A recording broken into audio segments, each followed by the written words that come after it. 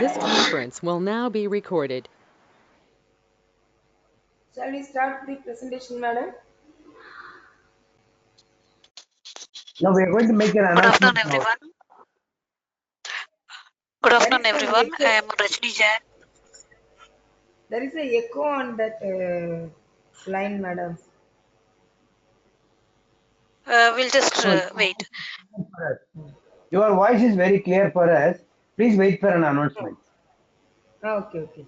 Good afternoon, everyone. I am Rajni Jain on behalf of agricultureinformation.com. I'd like to welcome you all to this online meeting.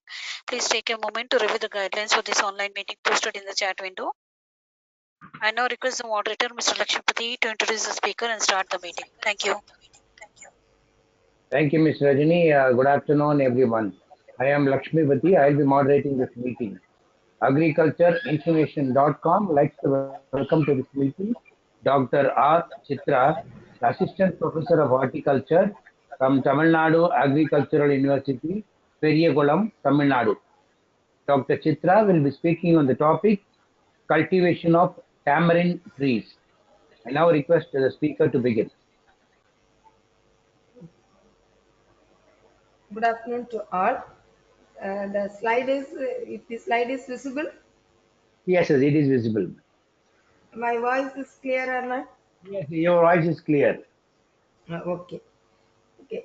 Today I am going to take about the production technology of tamarind. So tamarind is one of the important spice crops, and at the same time it is also considered as a condiment.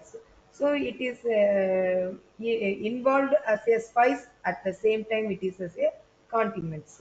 So tamarind is native of Asia, Africa and South America. So it is a tree. So here in spices there is five classification is there. So the tamarind is comes under the classification of tree spices. So the tree it grows up to a height of 25-meter height and the ground diameter is 12 meter. So it comes up very well in the dried arid regions and it can also tolerate the prolonged drought situations up to even up to 6 months. 5 to 6 months the tree can tolerate the drought conditions itself. So it is one of the important wasteland and dryland crop itself. So here the tree is considered as the multi-purpose tree. Multi-purpose tree means the major economic part is the pulp.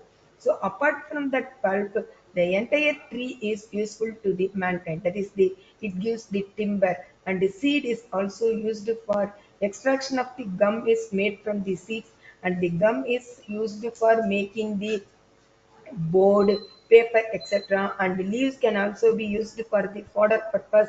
And the leaf and the flowers extract can also be used for the industrial, medicinal industrial purpose itself. So it is the important subsistence crops giving a potential economic return to the farmers itself.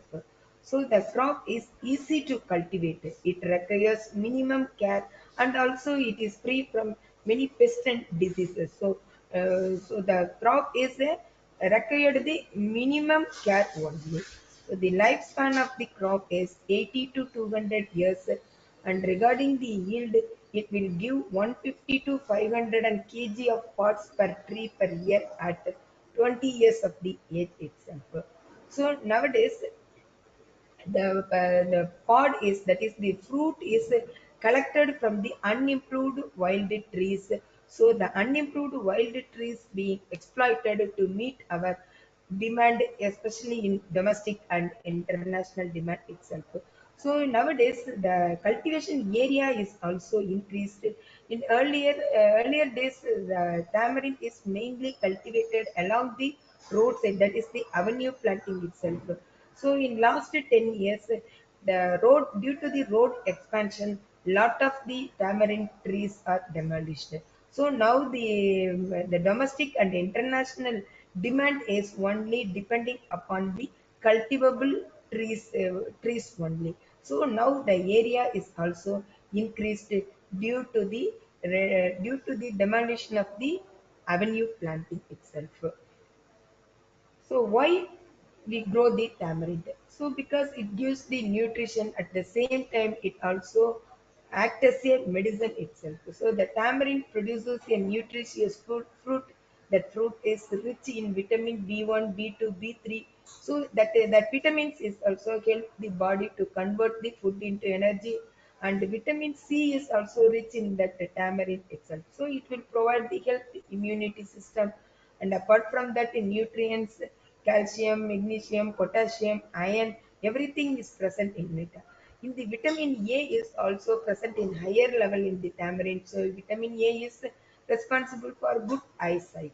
So the fruit is also contain the high level of protein and carbohydrate. So these are the various nutritions present in that fruit itself. So what are the health benefits of tamarind is it improves our digestion and also helps to reduce the weight and also fight against the cancer and the prevention of the cancer and also treat the cough, cold and asthma. And apart from that, it will also protect our liver itself. So next important importance of the tamarind is it is also gives the income to the farmers itself. So the farmers can use the tamarind tree by incorporating it within their agriculture system to enhance household incomes. So if unused land is available, trees can be considered for additional income. So already I mentioned that it is a wasteland crop. So unused land is available, we can raise a tamarind trees. So with the minimum care only, or we can get the additional income that. So fodder, both the seeds and leaves of the tamarind tree can also be used to feed domestic animals. Already I mentioned it that leaves are rich in crude protein. So that is the main reason for giving as a fodder crop to the domestic animals itself. So the harvesting the leaves can reduce the fruit production. So we can restrict the harvesting the leaves itself. So next is the timber. So timber purpose. So the hard wood of the tree is dark reddish in color and it is very hard, durable and resistant. So that used for making the different types of furnitures. And industrial processing means here the tamarind pulp is used for making the juice, paste, and candy, and the seed also used for making the tamarind kernel powder. So that powder can also be used for the various industrial purpose itself. So apart from that, the tamarind tree is also covering the soil and also grown in the wasteland and fix the atmosphere. It is belongs to the leguminaceae family. So it picks the atmospheric nitrogen itself. So in the wasteland, the soil erosion due to the wind, the soil erosions will occur. So this crop will control the soil erosion in the wasteland or dryland areas itself. So next is the where it grows. So here it is adapted to semi-arid tropical and subtropical conditions, and but performance of this crop is well in many humid tropics itself. So the young trees are susceptible to frost, but mature trees can withstand the light frost without a serious injury itself. But the climate is the tropical climate. So it requires the tropical climate conditions. It can tolerating the temperatures up to 47 degrees Celsius. So the maximum temperature is 30 to 36 degrees Celsius and minimum temperature is 9 to 18 degrees Celsius. So the tree is very well established under the full sunlight conditions. So hence it is called as hurricane resistant tree. Because if we spray the salt, the tree is withstand the salt spray and it can also be grown near to the seashore area also. So regarding the rainfall, the entire crop growth required the 250 mm per year the rainfall, but yield are low. But the maximum rainfall gives the higher yield. So even in the low rainfall areas, we can give initial years, we can give the additional irrigation to that crop. Definitely, we can get the higher yield itself. So in the high rainfall areas, that is 3,500 to 4,000 mm, the crop become vegetative only. It does not flower. So high rainfall areas is not suitable for that crop. So because it become the vegetative does not flower itself. So here, during the flowering period, a dry period is important. So during the flowering, yeah, there is no, if the rainfall is occur, the flower will fall down. So a dry period is very important to stimulate the heavy flowering and high yield itself. And the dry weather is also needed for fruit ripening to avoid the fruit spoilage. So the flowering as well as the fruiting required the dry period and dry weather itself. So the mean annual rainfall is required for the crop is 500 to 1500 mm. So less than 500 the yield will be low. More than 1500 the crop do not produce the flowers. So 500 to 1500 mm of rainfall per year is better for that tamarind cultivations. So the pre-monsoonal drought is also affect the growth of the tamarind itself. So this is about the climatic conditions for the tamarind. So regarding the soil conditions, so it can very well under the different types of soil. It may be a deep alluvial, sandy, rocky, or oolitic limestone soil. But the performance is poor in rocky soils, or there is no cultivation in that land. So we can go for the cultivation of new cultivation of the tamarind. So the performance is earlier in poor itself. So the crop can tolerate the saline and sodic soil, although yield is not as high as deep, well-drained alluvial soil. So ideal soil should be slightly acidic in nature, and it thrives best in loamy, deep alluvial soil, which favor the development of a long taproot system. So the best soil is the loamy, deep alluvial soil itself. So the soil should be well drained because it does not tolerate the waterlogged soils itself. So in Africa, tamarind is reported to grow near termite mounds, so which may indicate its preferences for well aerated soils itself. So the termite mound is the termites having the termites mound soil having the high water holding capacity itself. So in the Africa, the tamarind trees are mainly grown near to the termite mound. So that mound is give the sufficient moisture to the plant itself. So this is about the soil for the cultivation of the tamarind tree. Next is the varieties. So the tamarind can be classified based on the color, taste, and place of origin. So regarding the color, the tamarind is classified into two groups. That is the red. The pulp color is the red, black, brown color, and another group is the light or dark colored types. Whether it is a light red or it is a dark red, whether it is a light black or dark black, light brown, dark brown. So these are the based on the pulp color. It is classified into two groups. Based on the type, it can be classified into two groups. One is the sour type, another one is the sweet type. So sour type is used as our condiment purpose, and the sweet type is used for making the toffee, chocolate, etc. So the sour type, the varieties Prakistan and PKM1 is the example for the sour type, and Thailand type are the sweet type. The pulp give the sweet in taste.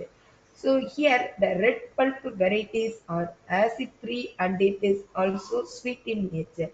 And the pink and the dark brown varieties are sour taste itself. So third one is the based on the place of identifications. So in tamarind, it will grow in the different areas in different places itself. Where it is grown in a large area in that particular place, so the tamarind tree is called as in that place itself. For example, in Urigam, so it is in a place in Dharmaburi district. So in Urigam, a lot of tamarind trees is there. So that specific trees is called as Urigam tree. In Kambam, it is Karur. So the place of where we identified the high yielding tree in that place, we coined the place name of the place to the tree itself. So that is the based on the place of identification. Fourth one is the based on the place of origin. So place of origin means where it is originated. So based on that, that is two type: East Indian variety and West Indian variety. So the East Indian varieties, the pod is very long with 6 to 12 seeds per pod. Whereas in the West Indian variety, the pods are very short with 1 to 4 seeds per pod itself. So this pictures show the red tamarind type. Here you can see the inner pulp is red in color itself. So it is rich in anthocyanin content. So this type of tamarind is mainly used for the dye industries and also act as a food colorant itself. So this is the red tamarind. This is the sweet tamarind. So here the pulp is sweet in taste. So hence it is used for making the toffee and chocolate itself. So in Thailand, the Philippines, the chocolate made from the sweet tamarind is familiar in that place itself. So in Pune, Maharashtra, the some shops having the toffee. So the toffee is made with the sweet tamarind. The pulp is entirely sweet itself. So next is the sour tamarind varieties. So first variety is the PKM1, that is the Periyakulam one. So this variety is released from our college itself, that is Agricultural College and Research Institute, Tamilnadu Agricultural University, Periyakulam. So here this is the only one variety, it's a leading variety, is occupied the throughout India. This variety is occupied. So it is a clonal selection from a Endopoli village near to our college area. So it is a early bearer. So the graft gives the flower third year after planting itself. The fruits in clusters in nature, that is each cluster having 3 to 7 fruits. The fruits are characteristically semicircle in shape. So the semicircle and the tip of the fruit is having these some knots. So it is the specific characteristics of to identify the PKM1 and high pulp recovery of 39%, whereas the local type the pulp recovery is only 28%. And another important character sticks to identify the crop is the inner side pulp of the color is white color with superior quality. So we can the semicircle pod with the white color inner side of pulp. So these two are the important characteristics to identify PKM1 variety, and it is also rich in the high tartaric acid and ascorbic acid. It is a very high yielder with the average yield of 263 kg per tree as against 167 kg per tree in local type itself. So 59% yield increase over the local type itself. Here you can see the PKM1. It is a cluster bearing. So each cluster having the 3 to 7 fruits. So here you can see semi-circle in shape itself. So this is the identification of that PKM1. So next is the Urigam. So Urigam is a local type. It is mainly found in that Urigam near Tenkanikote of Dharmaburi Krishnagiri districts. So the trees are short in size and the branches out like umbrella shape. So the pods are lengthy, fleshy and tasty. So here in PKM1 the pods are bold, but here the Urigam the pods are flat and exhibit a typical invert C-shaped curvature itself.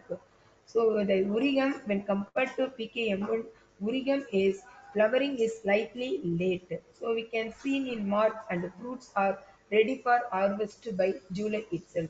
So whereas in the PKM1, the fruits are harvested within the end the month of May itself. So, but the fruits we can harvesting the fruits in virigam type up to July itself because it is a the flowering is late itself. So the seedlings are start bearing from 6 to 8 years, while grafts yield released from fourth year onwards itself. So this is you can see the virigam. So it is the inverted C shape. So this is the identical characteristic for the virigam itself. So next is the DTS1. So it is a selection made at University of Agricultural Sciences, Dharwad. So it is a sweet red color. The pulp is red in color and it is a sweet type. So the average yield is 1.5 kg per plant and in the dry condition, that is the pulp, and it is slightly susceptible to pot borer itself. Next variety is the Yogeshwari. So it is a red pulp variety. So it is a selection made by the Forest Department, Karnataka. So it is a red pulp variety. So now this variety is becoming popular in Karnataka district itself. So next varieties are Pratistan and selection number 263. So these varieties are largely cultivated in Maharashtra areas. So next in Bangalore, GKVK, they released the two varieties, GKVK 6 and GKVK 17. So the GKVK 6, so this variety showed reddish brown color pulp with a slightly flat shaped pods, and it should have the low fruit bearing habit, and the tree canopy is the cone shape itself. So the pod weight of that variety is 19.40 gram, pulp weight of 6.89 gram, and pulp to seed ratio is 10 is to 1 itself. So the pod yield of that variety is 34.81 kg per tree. Next variety GKVK 70. So here it is also the pod color is slight brown in color with sickle shaped pods and regular fruit bearing habit with an umbrella type of tree canopy. So the pulp having the high ascorbic and tartaric acid content. So it is recommended for the southern regions of Karnataka. So the average pod yield of that variety is about 100.81 kg per tree itself. So these two varieties are released by GKVK Bangalore. So here you can see the photos of GKVK 17 itself. So apart from that varieties, some local selections is also available available throughout India. That is Bangalore tamarind, Tumkur tamarind, Hosur, Krishnagiri, Nattam, Nagarkovil, Vilupuram, Kambam, Karur, Urigam, Ganagat, Devannapalli, Devar, Ulimangalam, Raguri tamarind, and Ranji tamarind. So these are the local selections is coined by the place where they are identified. So next is the propagation. So this crop is propagated by two ways, seed propagation and vegetative propagations. But commercially the crop is propagated through the vegetative means. So because the seed propagation, it is a heterozygosity in nature. So we should not get the true to type plant itself. So the seed propagated plants having the prolonged juvenile phase. The age of the seedling is 1.5 to 2 years. From nursery to main field, it will take the 2 years itself. So to overcome this, vegetative propagation is alternative method used for that tamarind.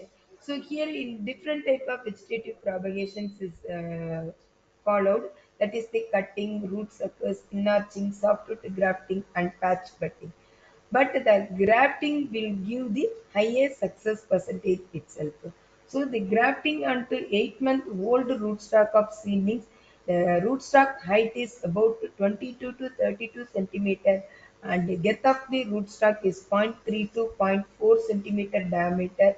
So the grafting should be done in the month of March to April. So this the rootstock having these criteria will give the higher grafting success percentage itself. So here the seed propagations. So here the ripe pods are collected during the month of March to April and it should be dried in the sun and the seeds are extracted from the pods itself. So the outer shell is removed by hand or by beating with a mallet itself. Then the seeds are separated from the edible pulp by hand kneading and washing in water. That pulp can also be used for the packing and condiment purpose itself. Then the seeds are extracted, seeds are used for the sowing purpose itself. So the seeds are extracted from the edible pulp and should be washed and it is dried in the shade conditions and it can be stored in the candy bags. The viability of the seed is about 6 months. So you can sow the seeds within 6 months itself. So after these 6 months, the viability should be lost itself. So the yield of 3 quintals of the fruit every year will give the 80 kg seeds itself. So in 1 kg, in 3 quintal fruits gives the 80 kg seeds. In 1 kg seeds contain 1800 and 2000 number of the seeds. So when the seeds are sown in the nursery bed, the germination starts a week and completed within 1 month itself. So after 1 month, the germination percentage is 60 to 75 percentage. So regarding the seed rate, 2 kg per hectare itself. So before sowing, the seeds are soaking in the 10% cow urine or cow dung solution. So how we can prepare the cow dung solution means 500 gram of cow dung is dissolved in 10 liters of water. So 2 kg of seeds should be soaked in that 10 liters of water for 24 hours. So it will give the early germination as well as the higher germination percentage itself. Then the seeds are sown in the nursery bed during the month of March to April itself. In Tamil Nadu, 2 years old transplants gives the better yield than the 1 year old 1 year old seedlings. So regarding the vegetative propagations, budding, cutting and graftings are also done a method. So cuttings roots easily in the rainy season or in the glasshouse conditions. Regarding the grafting, Bifcom enlarging method gives more than 90% success. Here you can see the patch cutting. So this patch cutting a 9 month old saplings gives more than 90 percentage success itself. So here the crop is commercially propagated through the approach grafting itself.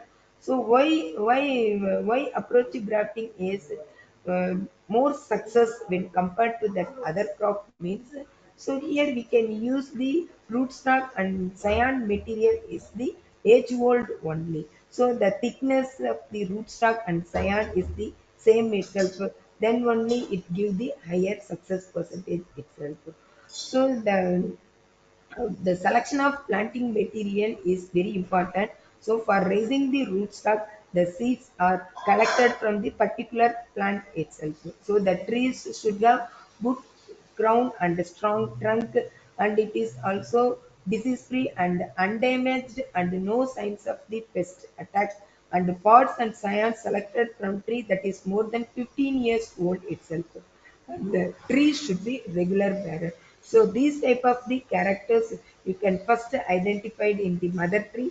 From the tree you can collect the seed material itself. So here after that the seed is sown in the sown in the poly bag to can raise a rootstock itself. Then the rootstock bring close to the mother plant block. So the mother plant block area already the released varieties are planted in the mother plant block area itself. So the rootstock is come close to the mother plant block and you can do the approach grafting and it will give the success percentage of 52 to 88 percentage of the success itself. So here you can see, so here this is the rootstock. So this is the cyan material. So here a patch of bud is taken, a patch of peel is taken from removal from the rootstock. At the same time your patch of peel is also done in the cyan material. Then two is the joined together, the cambium tissues of the cyan and the rootstock is joined together, and it should be give the more compaction itself, and it should be tied with the some polythene strips itself.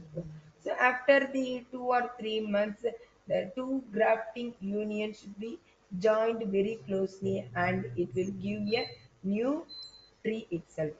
So this is the technique followed in the approach grafting itself. So here you can see, so this is the rootstock, this is the mother plant cyan material, mother plant block cyan material.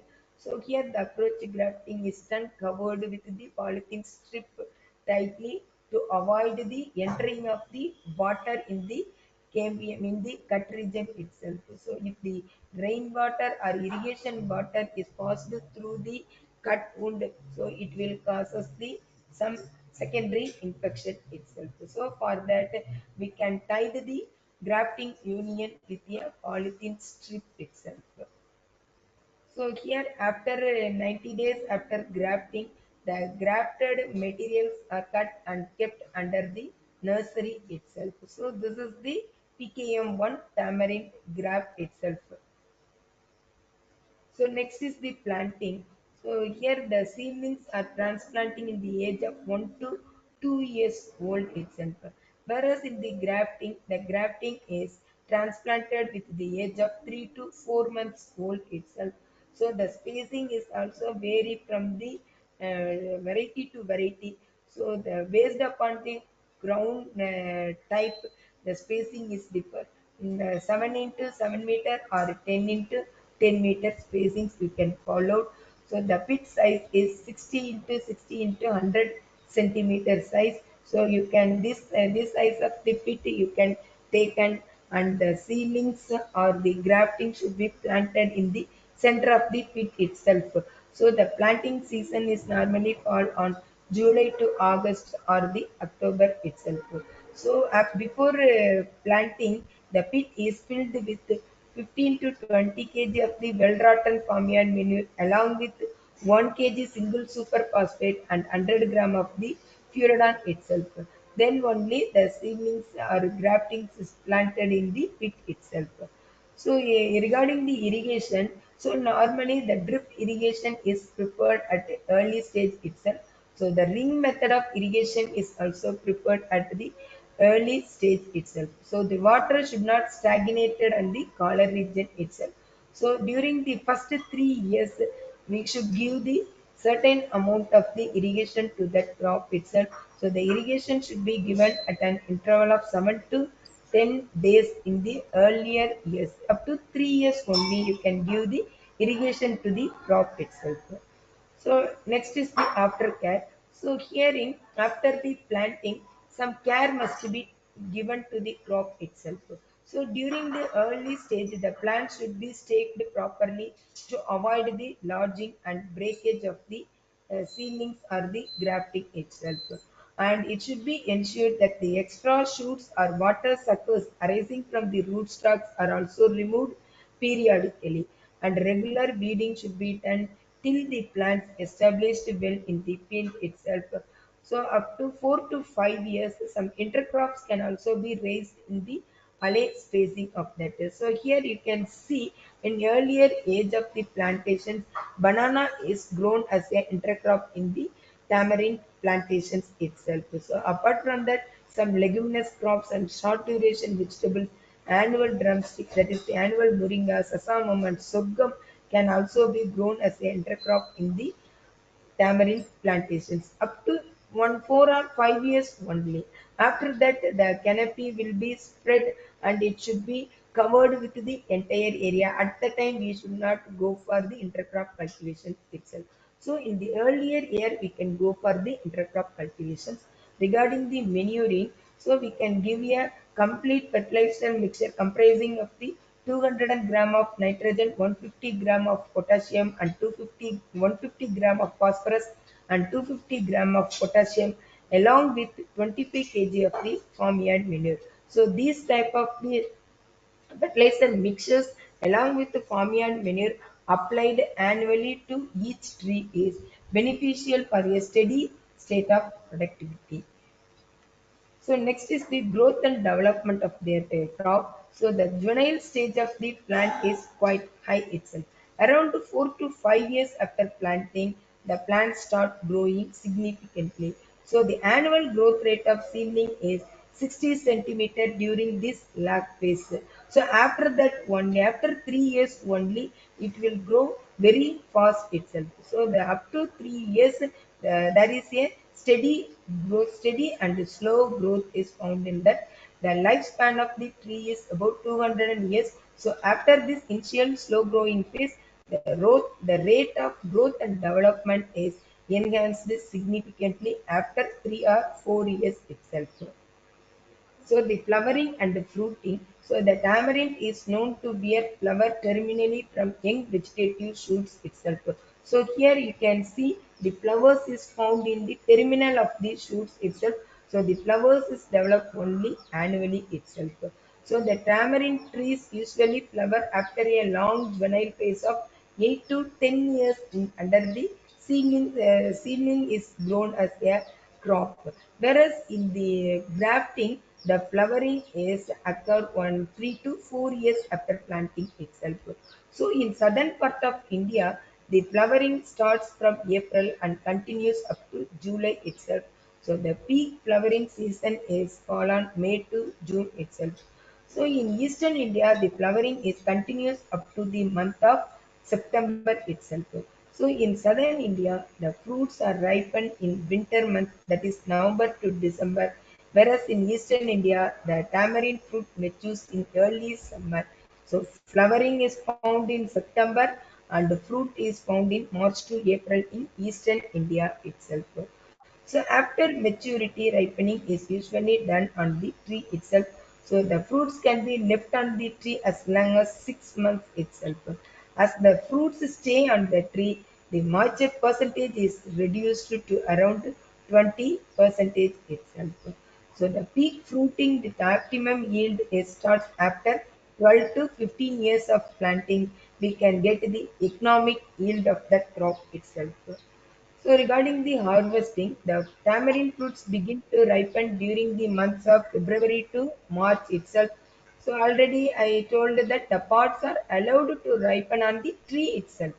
So until the outer shell is dry and it could be easily separated from the pulp without adherence. So you should not harvest the fruits before ripening itself. So if you harvest the fruits before ripening and it should be undergo to the drying, it should not separate. It should not easy to separate the pulp from the fruits itself. So the pods are allowed to ripen on the tree itself. After that only you can harvest the fruits itself. So at the ripe stage, the pulp shrinks due to loss of moisture and change to reddish brown and the pulp becomes sticky in nature itself. At the time you can harvest the fruits itself. So here it is recommended that the fruit can be harvested when the moisture content is less than 20 percentage to facilitate the separation of the shell from the pulp itself.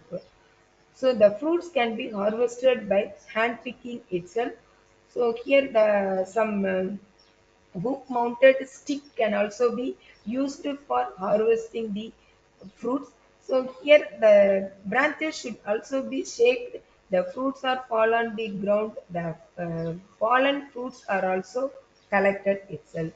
So a typical fruit contains 55 percentage of the pulp, 34 percentage of the seeds, and 11 percentage is shell and fibers itself. So the maximum amount of pulp is present in the fruit is about 55 percentage itself. So next is the some apart from that manual harvesting, tractor operated fruit shake harvester can also be used. So this harvester was developed by our university, Tamilnadu Agriculture University itself. So here the cost of the unit is 3,500 rupees. So it should be the harvester, food shake harvester should be joined with the tractor itself.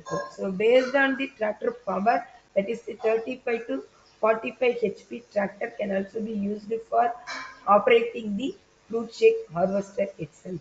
So here the harvest fruits by shaking the branches and the harvesting efficiency is 85 percentage and the time is saving up to 95 percentage itself. So after harvesting, how we can separate the tamarind pulp, that is called as the processing of tamarind fruits. So after harvesting, the pod should be dried under the sun for 3 to 4 days. So it is used to remove the excess moisture and prevent the growth of mold itself. However, severe dehydration associated with sharp water loss causes the curving of the fruits, which are considered of low quality compared to straight pods. So the pod should be very straight itself. So here it should be in the curving nature. So the water loss take the water losses time is also taking more time itself.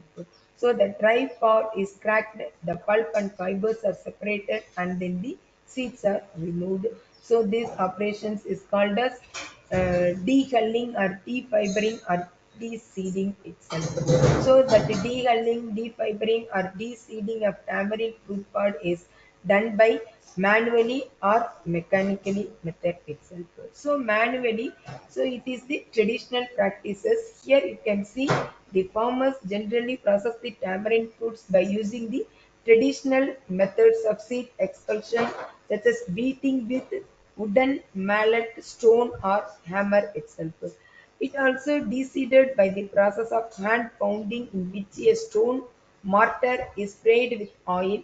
Generally, castor oil is used for deseeding purpose, and a wooden pestle is used to exert impact load over the fruits itself. So, in some areas, a knife is used to de-seed. So here you can see a knife can also be used to de-seed the fruit itself. The demerits of the traditional method is the traditional methods which are commonly used for this purpose are very time consuming, less hygienic and less efficient, causing high structural damage and require more number of labor itself. So here to overcome this, some mechanical practices, mechanical device can also be used for de-seeding of the tamarind pulp itself. So the machine is comprises of the three subunits carrying the process of cover breaking, cover separation, and seed removal respectively. So the US Bangalore has developed the tamarind dehuller. So the machine has a hulling capacity of 500 kg per hour with hulling efficiency of 80% for large fruits and 58% for small fruits. So next to one of the instrument is developed by Department of Agricultural Process Engineering, Tamilnadu Agriculture University, Coimbatore. So this is the continuous type tamarind de-seeder with a capacity of 75 kg per hour. So the machine consists of a seed separation unit and separate outlets for the seeds and de-seeded fruits. So it is a continuous type tamarind tea seeder. First it can separate the pulp from the pod, and then again it can separate the seeds as the seeds from the pulp itself. So the seeds are collected from the one side, and the pulp, the de-seeded pulp is also collected from the other side. So it is a continuous type tamarind tea seeder. So the unit recorded 93.34% saving in time and 74.9% saving in operation cost itself. So next is the packaging and storaging of tamarind pulp. So after the pulp is separated from the seeds, and it should be dried in the sun for few days to reduce moisture content. Then the dried pulp is packed in leaf mats, polythene bags, jute bags, bamboo or wooden boxes, and stored in cool dried places itself. So here in some other places the tamarind should be stored with salt. So this practice was being followed for more than 35 years itself. So after harvest the tamarind was removed from it, pulp was removed from its pod and then stored in the earthen pots in layers. So for this practice about 10 gram of salt was used for per kg of tamarind itself. So by this way of storage pests like beetles and Indian meal moth also prevented. So we can add the salt, some storage pest also prevented itself. So nowadays the Central Food Technological Research Institute CFTR in Mysore um, have shown that the freshly harvested tamarind fruit pulp could be preserved well by packaging with high density polyethylene bags and storing below 10 degrees Celsius in dry place up to 4 to 6 months itself. So in India, the pulp is with or without seeds and fibers may be mixed with salt, pounded into blocks, wrapped in palm leaf matting, and packed in burlap sacks for marketing itself. So to store for long periods, the blocks of pulp may be first steamed or sun-dried for several days, then it can be stored for longer period itself. Here you can see the different methods for storing of the tamarind pulp itself. So here that pulp is make a ball so that it should be mixed with the some salt and it should be stored in the container or porcelain container or earthen pots or glass pots and it should be made into a block, then the block should be covered with the polythene strips itself. So here it is used for different packing material for the packaging of the tamarind pulp itself. So in India, the average production of tamarind pods per tree is 175 kg. From 175 kg of the pod give the 70 kg of the pulp itself. So the processed pulp we can get a tree is 70 kg itself. So a full grown tree is yield 180 to 225 kg of fruits per season itself. So this is about the production technology of the tamarind itself. So in the tamarind, the pest and disease incidence is very minimum itself. So it is a wasteland crop. So in a single piece of wasteland, this crop give the higher income to the farmers with minimum care only. So we can get the maximum profit. We can grow a tamarind tree in the wasteland or dryland area itself. So this is about the production technology of tamarind. So if you have any doubt, please ask me. Thank you.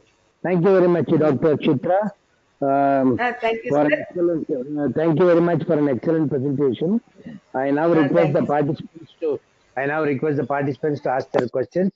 We'll also be posting the speaker's contact details in the chat window. Now over to the participants. Can you please stop sharing the screen? Okay, thank you. Now, first question is from Mr. Sudhiranjan Mandal.